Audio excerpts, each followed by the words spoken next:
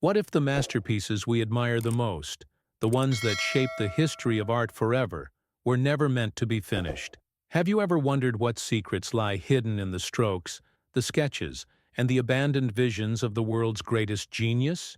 Leonardo da Vinci is remembered as more than a painter. He was an inventor, an engineer, an anatomist, a thinker whose mind seemed to stretch far beyond the limits of his own time. And yet, behind the perfection of the Mona Lisa, the sacred gravity of the Last Supper, and the mysterious depth of the Virgin of the Rocks, there is a side of Leonardo that unsettles as much as it fascinates. A man who left many of his works incomplete. Why? Was it perfectionism? Distraction? Or was it perhaps the very restlessness of his genius, forever seeking, forever evolving? Stay with me until the end, because what you're about to discover might surprise you.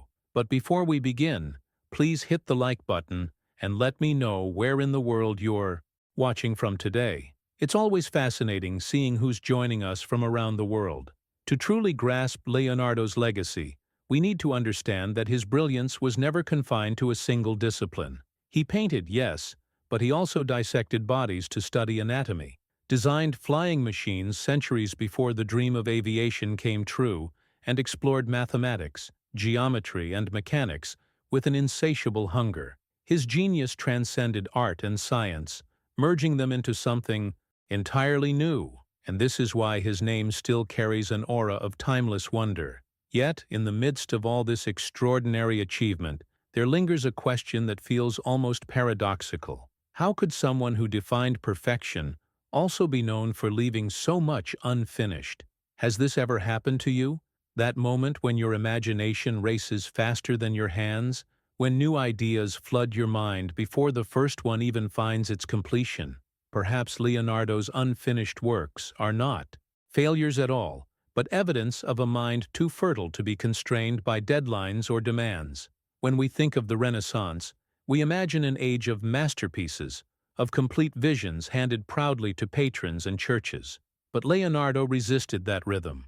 While others delivered polished final products, he seemed to dwell in the very act of creation, as if the process itself mattered more than the result. His most iconic works, the enigmatic smile of the Mona Lisa, the dramatic storytelling of The Last Supper, the ethereal beauty of the Virgin of the Rocks, are symbols of perfection. Yet behind them, sketches reveal countless revisions, discarded poses, hidden drawings beneath the paint.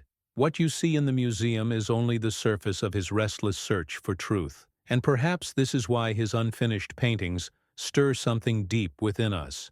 They are not polished illusions. They are windows into the very mind of the master. Through them we glimpse Leonardo not as a distant figure of history, but as a man wrestling with ideas, caught between vision and reality. Imagine standing before a canvas, where his brush has only just begun to carve out a face or a gesture, shadows half-formed, lines trembling with possibility. Doesn't that feel almost more intimate than the finished masterpieces? Stay with me, because in the next part, we are going to journey deeper into Leonardo's world, exploring not only why so many of his works remained incomplete, but also what those unfinished strokes reveal about the genius who changed art forever. What lies hidden in those abandoned visions might just alter the way you see Leonardo da Vinci, not as a distant legend, but as the restless, searching mind behind the masterpieces. And what comes next is only the beginning. If you're someone who values content that goes beyond the surface and brings real insight, make sure to subscribe. That way, you'll always be part of these journeys of discovery, where each new video reveals something fascinating and unexpected.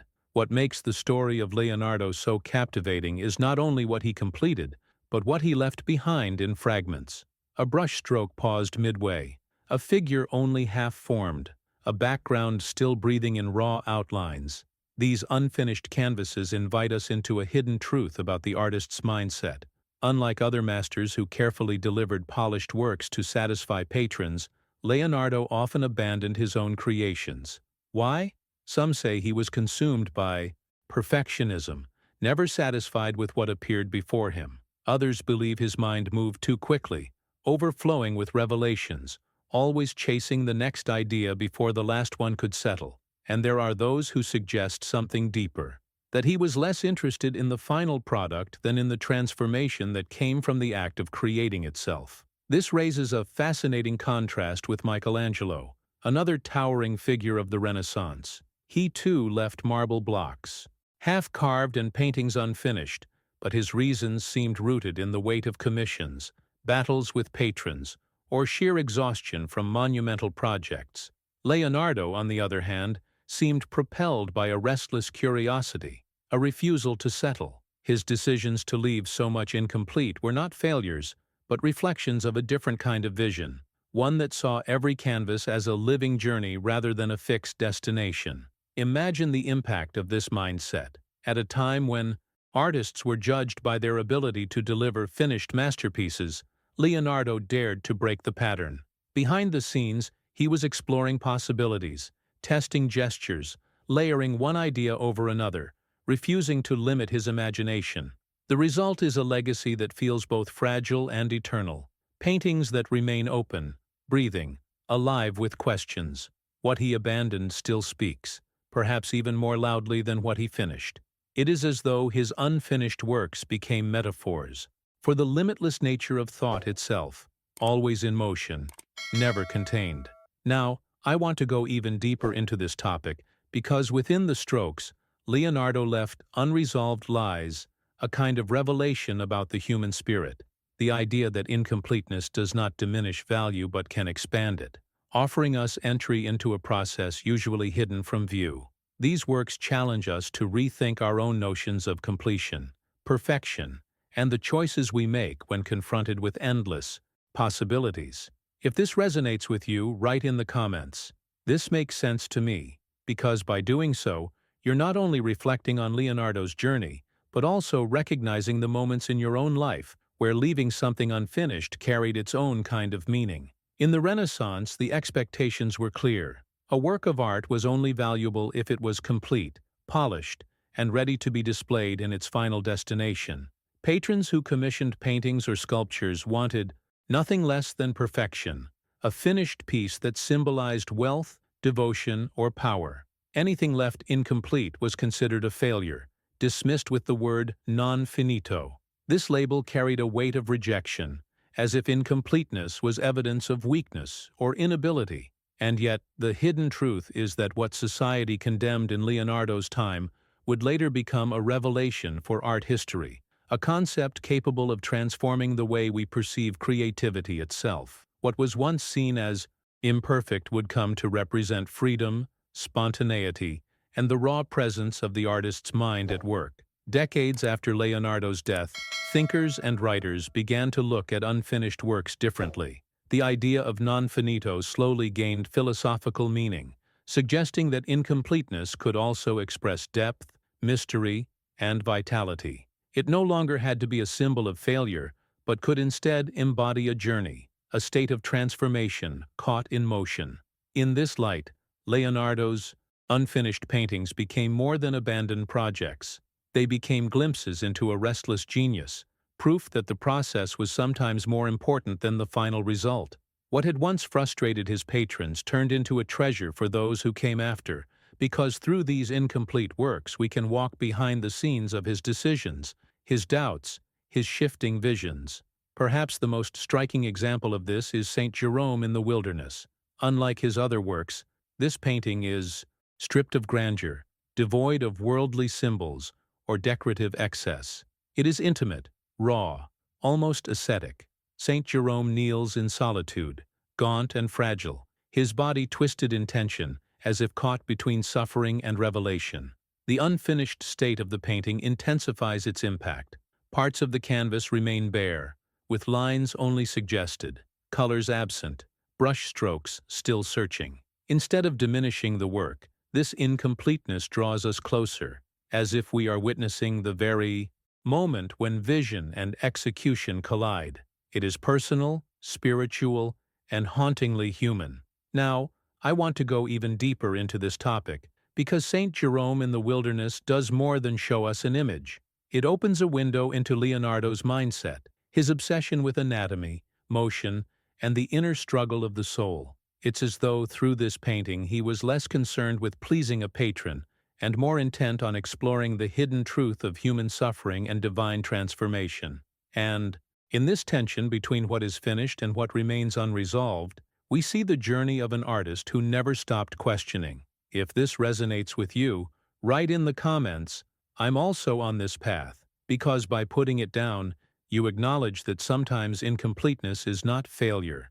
It is a stage of growth, a reflection of the living process behind every decision we make. When we look at St. Jerome in the wilderness, we are reminded that Leonardo began this painting around 1483, shortly after his arrival in Milan, and yet it remained unfinished at the time of his death in 1519.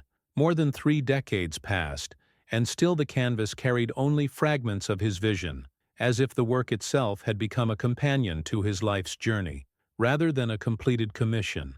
This longevity reveals something fundamental about Leonardo's mindset. His paintings were not static projects to be closed and delivered, but living organisms that breathed and transformed with him. Each decision he made on the surface seemed to spark new questions, new directions, and new layers of meaning. Leonardo's process was famously meticulous. He worked slowly, often obsessing over the smallest detail until it consumed his attention.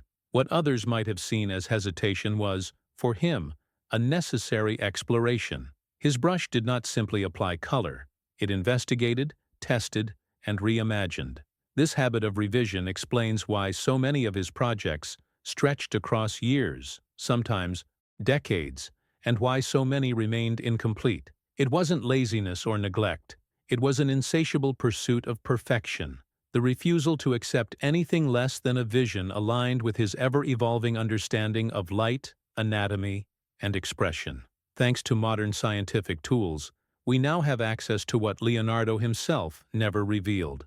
Infrared reflectography allows us to see beneath the layers of paint, exposing the hidden sketches, the abandoned figures, and the countless adjustments that lie behind the final surface. When researchers examined the Virgin of the Rocks, they uncovered entire discarded compositions, as if Leonardo had painted, erased, and repainted the same story over and over again. These discoveries show us not only the technical side of his work, but also the hidden truth of his creative restlessness. What appears to us as a finished masterpiece was, in reality, the visible tip of an endless cycle of transformation, where one idea led to another, and every brushstroke contained the possibility of change. Now, I want to go even deeper into this topic, because what emerges from these revelations is not just a portrait of Leonardo as an artist, but as a man shaped by a mindset of constant reinvention. He teaches us that incompleteness is not a flaw, but a window into growth, a reminder that behind the scenes of every masterpiece lies a labyrinth of doubts, decisions, and restless imagination. To reflect on this is to confront our own relationship with time, perfection, and the courage to leave space for the unfinished. Write in the comments, "I see the hidden layers," because just as infrared light reveals the secrets beneath Leonardo's paintings, your words acknowledge that meaning often lies beyond the surface, in the unfinished parts of every journey. When we turn to the Virgin of the Rocks, the hidden layers uncovered by infrared scans tell us more about Leonardo's restless mind than any written record could. Beneath the surface, scientists discovered entire compositions discarded, rearranged, painted over, and reshaped. It is as if the canvas became a battlefield of decisions, a place where ideas were constantly born, challenged, and transformed. Each figure, each gesture, each fold of fabric was tested, erased, and rebuilt.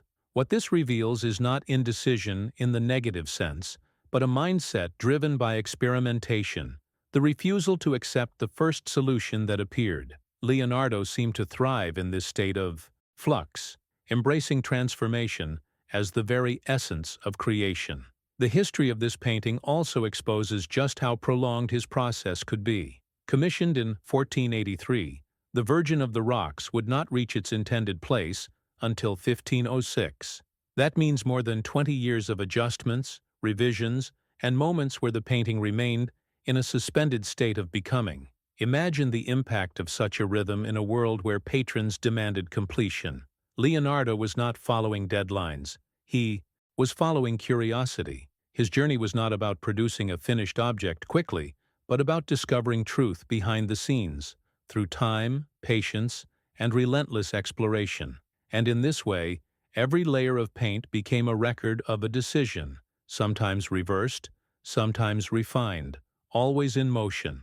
To fully grasp how revolutionary his approach was, we need to see how different it looked compared to other depictions of similar themes in his era. Artists of the 15th century who painted saints like Jerome often placed them in orderly settings, clothed in clerical robes, surrounded by symbols that confirmed authority and position. These works carried the weight of tradition, reassuring the viewer with familiar elements. Leonardo, however, chose a different path. He stripped away the expected attributes, refusing to anchor Jerome in conventional markers of power or status. Instead, he portrayed him as fragile, human, consumed by a spiritual struggle far deeper than outward appearances. In doing so, Leonardo revealed a hidden truth about faith, that its essence is not always displayed in grandeur, but in the raw, intimate confrontation with suffering and transcendence. Now, I want to go even deeper into this topic, because comparing Leonardo's choices with the artistic norms of his time shows us just how disruptive his vision really was. He didn't merely paint differently. He invited us to shift our perspective, to see beyond the surface and into the mindset of a man who questioned every convention. In these contrasts, we begin to sense that his unfinished works are not accidents of history, but deliberate fragments of a journey, pieces that still speak because of what they leave unresolved.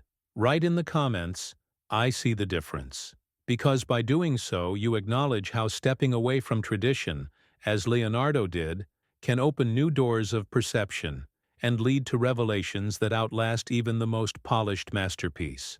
What makes Leonardo's Saint Jerome in the Wilderness so striking is the intensity it conveys, even in its incomplete state.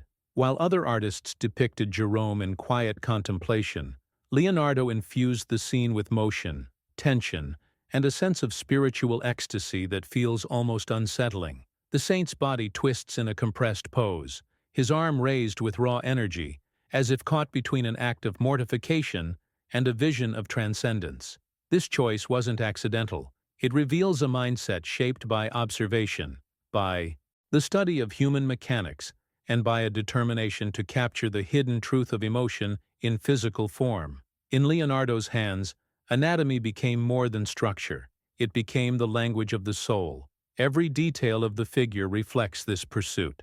His gaunt frame is not a symbolic exaggeration, but a body grounded in scientific precision. Leonardo studied muscles, bones, and the subtle mechanics of movement with the same passion he gave to painting. Behind the scenes, his countless sketches of striking, bending, or twisting forms served as practice for moments like this, where gesture itself became narrative. In St. Jerome, the tension in the arm, the contraction of the torso, the expression of the face, all converge to make the viewer feel not only what is happening, but what is about to happen.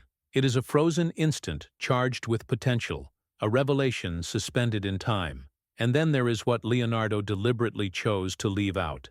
Gone are the cardinal's robes that so many other Renaissance painters draped on Jerome. Instead of clothing him in authority, Leonardo stripped the image down to something raw and intimate, a hermit consumed by mystical vision, far removed from the grandeur of the church.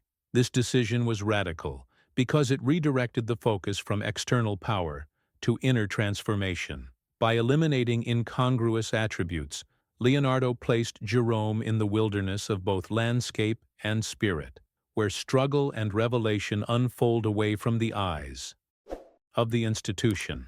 It was a courageous artistic decision, one that speaks of a man more interested in essence than appearance.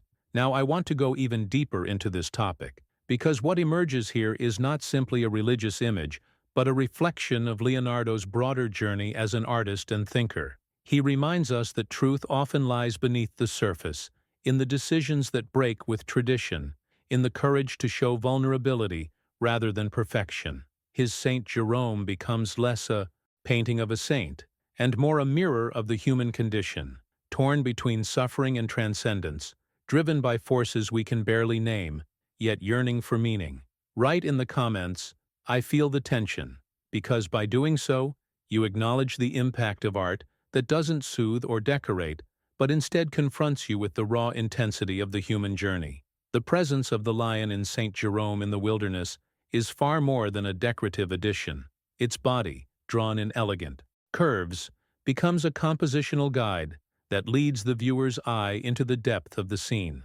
The animal is at once companion and symbol, a creature whose quiet strength mirrors the saint's inner struggle. According to legend, Jerome removed a thorn from the lion's paw, earning its eternal loyalty. Leonardo captures this bond not with sentimentality, but with balance, allowing the animal's form to anchor the painting and open a path of visual harmony. The lion, curled and poised, stands as both narrative device and spiritual echo, reminding us that transformation often arises from acts of compassion, even in the harshest wilderness. What makes this painting even more fascinating is the rawness of its unfinished surface. Across the wooden panel, we can still see Leonardo's brush strokes shifting between delicacy and urgency. Some areas are barely sketched, others carefully modeled, and in many parts the preparation layer of the gesso remains exposed. This uneven execution is not a flaw, it is a revelation.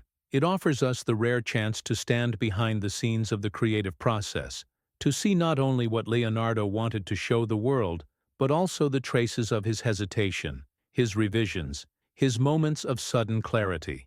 The hidden truth of the work lies in this visible tension between what is complete and what remains suspended in possibility. Even more extraordinary is the way Leonardo physically engaged with the painting. Researchers have found fingerprints pressed into the pigments, evidence that he sometimes spread the paint with his own hands and even the palm, blurring edges to create a soft atmospheric effect. Imagine the intimacy of that gesture, the artist touching directly what we now contemplate centuries later. It collapses the distance between genius and human presence, reminding us that every masterpiece begins as touch, experiment, and decision. His hands shaped the sky, softened the outlines, and merged colors in ways that brushes alone could not achieve. That act of direct contact seems almost symbolic, as if he was trying to dissolve the barrier between himself and the world he was depicting. Now, I want to go even deeper into this topic, because these fingerprints and irregular surfaces tell us more about Leonardo's mindset than any finished piece ever could. They show an artist unafraid of imperfection, one who embraced process as part of the final experience, and one who allowed the unfinished to speak with as much force as the completed. It is in these traces that we glimpse the impact of his journey, not only the product of genius, but the evidence of a man constantly searching for meaning in every gesture. Write in the comments, "I see his hands," because by writing it, you acknowledge the powerful intimacy of witnessing the marks Leonardo himself left behind, a connection across time that reminds us how creativity is both eternal and deeply human. If you look closely at St. Jerome in the Wilderness, you'll notice how certain elements of the scene remain barely visible, almost like whispers on the surface of the panel. The crucifix, faintly outlined within the cave, and the sketch of a religious building resembling Santa Maria Novella appear more like possibilities than fixed decisions. Leonardo left them suspended, as though testing how far sacred symbolism could blend with raw human emotion. These incomplete details remind us that his vision was not bound by rigid formulas. Instead, it was exploratory, allowing the sacred and the unfinished to coexist in a dialogue that feels strangely modern. What may seem like absence is, in truth, an intentional space for mystery. At the same time that he was shaping this painting, Leonardo was also immersing himself in studies that would change art forever. The era of the Vitruvian Man overlaps with St. Jerome, and in both we see his obsession with proportion, balance, and the transformation of knowledge into visual form. For Leonardo, anatomy was never just a scientific pursuit. It was a gateway to understanding the human spirit. He believed that the precise mapping of muscles, bones, and veins could reveal truths not only about the body, but about the soul. In Jerome's gaunt figure, that fusion of anatomy and devotion becomes evident. The suffering saint's posture is not symbolic decoration, but a scientifically grounded body channeling spiritual intensity. Leonardo pushed this connection even further, with his radical theory that gestures and expressions were the true mirrors of the inner world. To him, the body was a stage where the mind and soul performed, each gesture a clue to hidden passions and unspoken thoughts. Look at Jerome's extended arm, frozen in tension. It is not just a movement, but a revelation of his struggle between pain and transcendence. Leonardo called these outward signs the motions of the mind, a phrase that captures his belief that every subtle gesture carried emotional weight.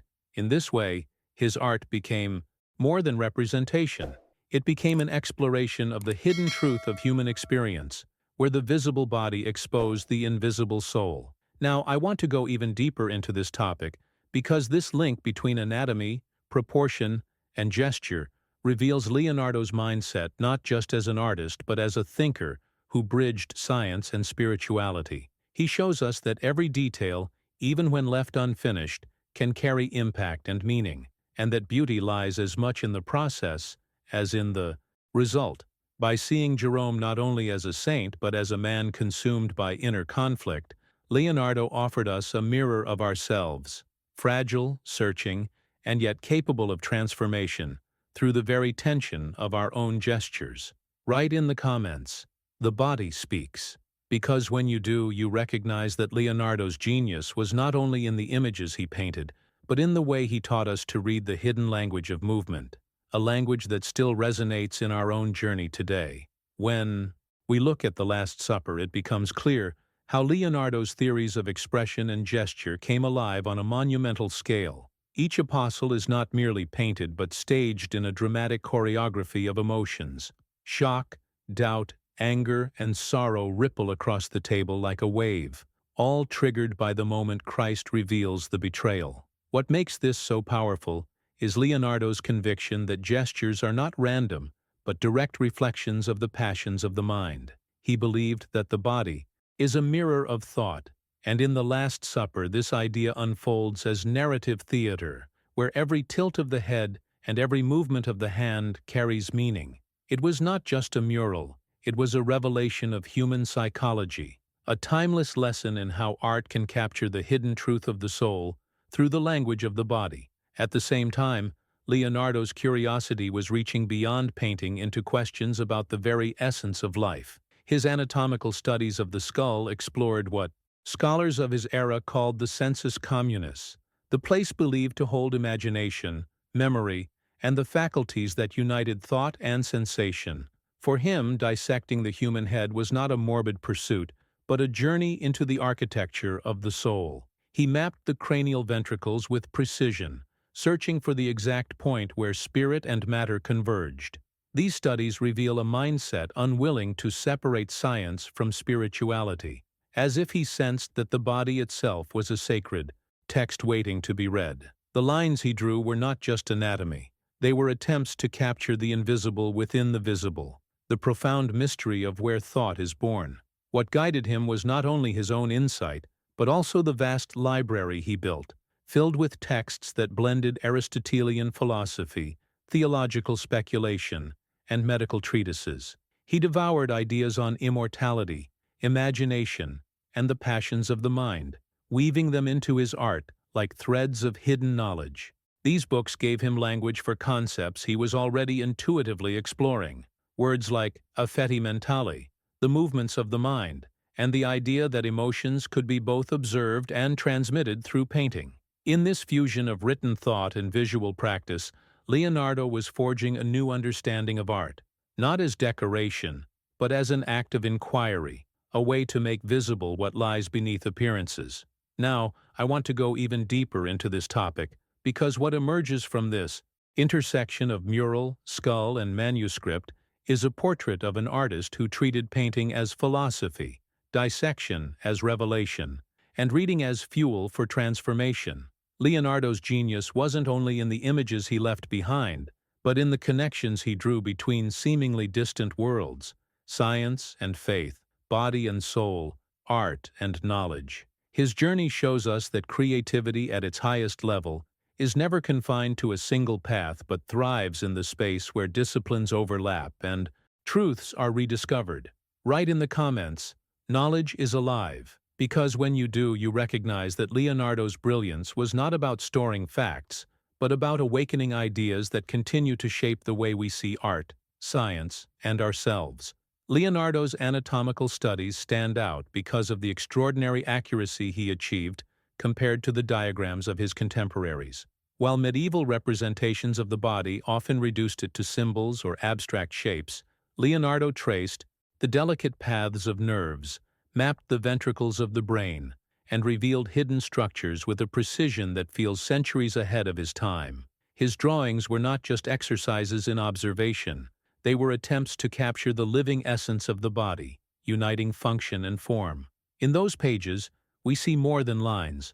We see a journey toward understanding the body as the vessel of thought, emotion, and spirit. This commitment to realism gave his art a force that others could not replicate. In his hands, anatomy became a key, not only to the human figure, but to the hidden truth of the human condition. The same relentless curiosity is evident in his monumental but unfinished Adoration of the Magi.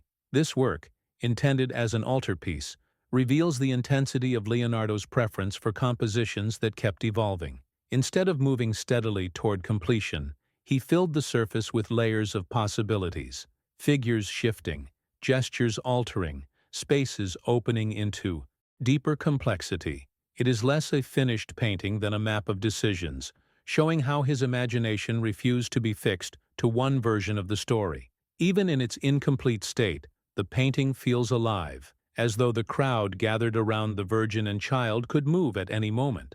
The power of the work lies precisely in this sense of transition, in the impression that what we see is not static, but a process caught in motion. This approach contrasts sharply with Michelangelo's method in his unfinished Manchester Madonna. Michelangelo's style was methodical, figure by figure, building his painting step by step from right to left. Leonardo, by contrast, sought the whole before the parts, sketching fluidly and organically, letting the scene emerge as if from a continuous flow of thought. Where Michelangelo carved out precision with discipline, Leonardo embraced the uncertainty of transformation, allowing spontaneity to guide him. This difference is more than technical. It reveals two distinct mindsets about creation. Michelangelo saw mastery in control. Leonardo found genius in exploration. Now, I want to go even deeper into this topic, because when we compare these unfinished works, we uncover a revelation about the meaning of incompleteness. Leonardo's evolving surfaces invite us behind the scenes of his imagination, reminding us that the impact of a work does not depend solely on its final polish, but on the vitality of the journey it carries within. The contrast with Michelangelo sharpens this truth. Art can be both a product of discipline and a record of restless transformation, and both approaches leave us with insights that reach far beyond the canvas. Write in the comments, "I value the process," because when you do, you recognize that the journey of creation, with all its shifts and uncertainties, often speaks louder than perfection itself. When restorers carefully cleaned the Adoration of the Magi between 2013 and 2017, they uncovered something extraordinary hidden beneath centuries of varnish. What had once appeared dark and opaque suddenly revealed faint traces of blue sky, fragments of architectural structures, and even laborers engaged in construction that had been nearly invisible. It was as if the painting itself had been holding secrets, waiting for the right moment to disclose its hidden truth. These discoveries reminded the world that Leonardo's art was never fixed. It was a living field of experimentation, where unfinished surfaces still carried layers of meaning. What emerged from that restoration was not simply a clearer image, but a window into the mindset of an artist who worked in constant dialogue with his imagination. This sense of perpetual evolution defined Leonardo's approach to nearly everything he touched. He rarely settled on one version of a scene, preferring to redraw, rearrange, and rethink. His works became spaces of transformation, records of thought rather than polished declarations. For him, incompleteness was not a failure, but a reflection of curiosity and motion. The very act of reworking, of refusing to close a decision, gave his paintings a vitality that feels timeless. You can sense this in the Adoration of the Magi, where groups of figures seem to emerge from chaos, half-formed, their gestures alive with possibility. It is the visual equivalent of thought unfolding, a journey captured in real time. Behind the scenes, Leonardo's preparatory sketches revealed just how central this process was to his creative philosophy. Sheets of paper survive covered with overlapping studies, the Virgin leaning in one direction, the Child shifting in another, angels positioned with subtle variations. Each sketch feels like a conversation with himself, a space where he could test decisions before committing them to the panel. The abundance of alternatives shows that he was not seeking a single definitive answer, but exploring the richness of potential. For Leonardo, the drawing was not merely preparation, it was revelation. It gave form to the inner workings of the mind, the restless flow of images and ideas that never fully stopped. Now, I want to go even deeper into this topic, because these sketches and unfinished surfaces remind us that creativity is not about closure, but about exploration. Leonardo's journey teaches us that the impact of art is not measured only in what is complete, but in the energy of the process itself, the visible traces of thought, the choices left unresolved, the layers of imagination still present centuries later. By looking at what he left behind, we don't just see the work of a painter, we witness the living movement of a mind that refused to be confined.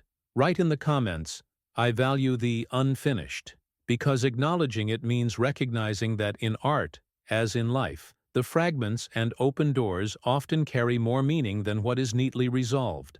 The influence of ancient thinkers shaped Leonardo as deeply as his own restless imagination. Among the voices that guided him, Pliny the Elder stands out with his accounts of artists from antiquity, whose unfinished works were celebrated rather than condemned. In those stories, Leonardo found permission to see incompleteness, not as weakness, but as a hidden truth of creation, a state where energy and movement remain alive. For him, what others might discard as imperfect became an opportunity to capture something more immediate, more human, almost as though the act of stopping midway revealed a pulse that a finished surface could sometimes silence. It was a transformation in mindset, to recognize that the value of art lies not only in what is complete, but in what it allows us to imagine beyond the canvas. This belief shaped the way Leonardo taught himself, and others, to see. He urged artists to observe stains on walls, patterns in stones, the shifting shapes of clouds, and to let their imagination work through them. What most people overlooked as accidental, he treated as a doorway into invention. It was an exercise in vision, a training of the mind to find hidden figures, landscapes, and scenes within chaos. Behind the scenes, this practice reveals how Leonardo viewed creativity itself, not as rigid discipline, but as openness to revelations that appeared in unexpected places. He understood that the mind could transform randomness into meaning, turning accidental marks into sparks of inspiration. That philosophy explains why his paintings feel alive, even when left incomplete. They carry the spontaneity of discovery, the immediacy of thought captured in motion. A striking example of this is La Scapigliata, the so-called disheveled one. Though fragmentary, the painting radiates an intimacy that rivals any of his completed masterpieces. The woman's unfinished hair dissolves into soft, flowing strokes, while her face emerges with delicate precision. It is as if Leonardo wanted to show us two realities at once: the raw gesture of creation and the refined beauty of detail. The contrast between the fluid brushwork and the careful modeling of the features embodies his belief that perfection and imperfection could coexist on the same surface, each enhancing the other. In this work, spontaneity becomes its own kind of completion, reminding us that art is not only about arrival, but about the journey of becoming. Now, I want to go even deeper into this topic because what La Scapigliata reveals is more than an unfinished portrait. It is a meditation on perception itself, a quiet reminder that what we leave unresolved can sometimes speak more powerfully than what we choose to finalize. Leonardo's courage to let the unfinished breathe gives us insight into a mindset that valued exploration over certainty. And in that tension lies the true impact of his legacy. Write in the comments, "I find beauty in fragments," because by writing it, you affirm that incompleteness is not emptiness, it is possibility, a space where imagination continues the story long after the artist's hand has paused. For centuries, the identity of the woman behind the world's most famous smile remained shrouded in speculation, but a note written in 1503 finally confirmed what many suspected. The sitter was Lisa Gherardini, wife of Francesco del Giocondo. That small historical record cut through centuries of rumor, grounding the Mona Lisa in reality, while paradoxically deepening its aura of mystery. What is fascinating is that even with the sitter identified, the painting resists containment, because Leonardo treated it not as a portrait to be delivered, but as a lifelong companion. He kept it with him until his final years, never handing it over to its patron, as though it belonged as much to his private journey as to the public world. Infrared scans have allowed us to see beyond the layers of varnish and pigment, exposing the constant revisions that define the Mona Lisa. Her hands, for instance, were originally drawn with smaller proportions, later adjusted and refined. The background, too, reveals unresolved passages, spaces where Leonardo hesitated or perhaps intentionally left ambiguity. What we see today is not a static image, but a record of transformation, a painting that lived and evolved in his hands over many years. This explains why the portrait feels alive in a way few others do. The sense of motion comes not only from her enigmatic smile, but from the fact that the work itself was never closed. The hidden truth is that incompleteness is woven into its very essence. Underlying this process was Leonardo's obsession with mathematics and geometry, concepts that shaped both his art and his worldview.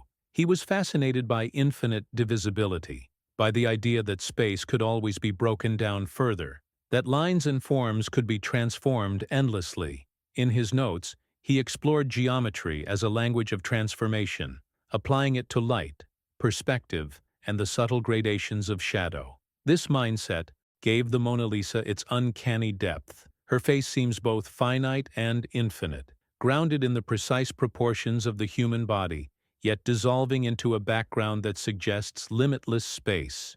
For Leonardo, geometry was not cold abstraction, but a path to capturing the fluidity of life itself. Now, I want to go even deeper into this topic, because when we see the Mona Lisa not just as a finished masterpiece, but as an ongoing experiment, we begin to understand why it continues to captivate.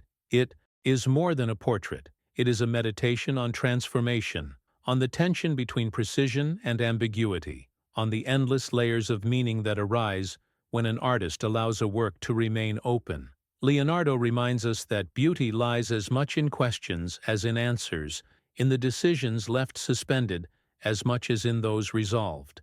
Write in the comments, "I see infinity in her smile," because in doing so, you recognize that what makes the Mona Lisa timeless is not only who she was, but the endless journey of perception she invites us to take. In The Virgin and Child with Saint Anne, Leonardo seems to gather together everything he had been searching for across decades of work. The composition is a dance of harmony, where gestures weave seamlessly into one another, each figure connected through rhythm rather than rigid arrangement. Mary leans forward to restrain the Christ child as he reaches toward the Lamb. Saint Anne watches with a serene yet knowing expression, and the entire group radiates the subtle unity of movement that Leonardo called the passions of the soul. Nothing feels static here. The painting breathes, pulsing with quiet energy, as if caught in the instant before motion unfolds. It is a vision where human tenderness, spiritual mystery, and natural grace exist in perfect balance. But what makes this work so captivating is not only its beauty, it is the way it embodies Leonardo's belief that gesture itself could reveal the hidden truth of thought and emotion. The soft turn of a head, the gentle stretch of an arm, the flowing folds of fabric, all of these are more than technical flourishes. They are signs of an inner journey, a reminder that the body is never separate from the mind. In these figures, we see Leonardo's transformation of theory into practice. He had long written that painting should move the viewer with the same intensity as the subject experiences within, and here, the interplay of expressions and poses achieves exactly that. Yet even in this near-perfect synthesis of his ideas, we find the traces of incompletion. The painting, like so many others, was never fully resolved in every detail. To his patrons, this could be frustrating, evidence of a master unwilling to deliver what was promised. But to us, it is an invitation behind the scenes, a chance to witness the creative process at work. The unfinished edges, the areas left in shadow, the parts still shifting between sketch and form, all of these speak to Leonardo's mindset. For him, the destination mattered less than the journey. The process of searching, of testing, of reimagining was itself the essence of creation. His incomplete works remind us that genius is not defined by polished surfaces, but by the courage to leave open what cannot be contained. Now, I want to go even deeper into this topic, because the legacy of Leonardo's unfinished works is not simply about art. It is about how we view our own decisions, our own transformations. They challenge the notion that value lies only in what is finalized, suggesting instead that growth and discovery live in the spaces where questions remain unanswered. In this sense, Leonardo's incompletions are not failures, but revelations, fragments of a larger truth about the human spirit. Write in the comments, "The journey is the masterpiece," because by doing so, you affirm that what gives meaning to creation, whether in art or in life, is not always the final product, but the path of imagination and discovery that leads us there. If you've stayed with me until now, it probably means Leonardo's world speaks to you as much as it does to me. That's why I'd love for you to subscribe, so every new dive into art, history, and hidden truths finds its way straight to you. And let's make this moment a little more personal. Leave a comment saying, "I'm with you until the end." It's a way for me to know you were here, walking through this journey step by step. If this exploration brought you something valuable, a like on the video is always appreciated. It helps keep this connection alive. And before you go, there's a video right here that beautifully complements what we've uncovered today. Click and continue with me over there.